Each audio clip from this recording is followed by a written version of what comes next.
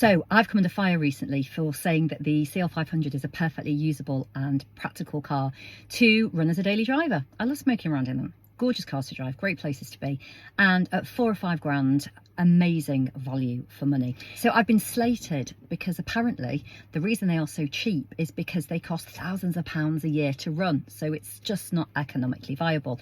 And I wanted to just put the record straight a little bit in terms of what we spend running modern classics as daily drivers versus brand new electric cars. My better half has a Taycan Turbo, which I borrowed to do these comparisons. So I'm not taking into consideration fuel and electricity for these comparisons. This is just purely the running costs of an older, practical, modern classic versus the depreciation on a brand new electric car. Let's get ready to rumble!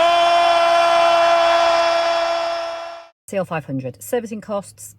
I budget between 500 and a grand a year, depending whether it's a minor or a major service. Bearing in mind a few bits and pieces are going to need replacing, prevention rather than cure at the point of service. The one thing that everybody gets worried about on these cars are the ABC system. So worst case, ABC needs doing 2 grand. Let's say 500 quid a year on tyres for, you know, driving normally 10 or 12,000 miles a year.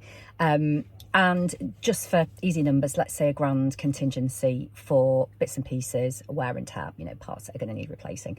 So if you have an absolute stinker, major service, ABC packs up, all new tyres, you spend all your contingency on bits and pieces, you're into probably about 4.5, 5 grand a year running costs.